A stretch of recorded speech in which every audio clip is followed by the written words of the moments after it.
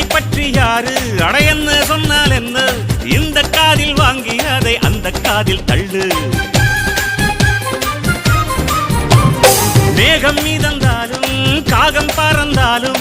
ஆகாயம்தான் அழுக்காக ஆகாதுன்னு சொல்லு பூ பந்தை யாரும் நீரில் பத்தித்தான் வச்சாலும் வந்து வரும் தண்ணி மேலதான் ஆட உன்னை யாரும் ஓரம் கட்டித்தான் வச்சாலும் தம்பி வாடா வந்து போடத்தான் மூணாம் பீரை மெல்ல மெல்ல வெண்ணிலவாய் மின்னுவதை மின்மினிகள் தடுத்திடுமா சக்தி எல்லாம் ஒன்று சேர்ந்தாரே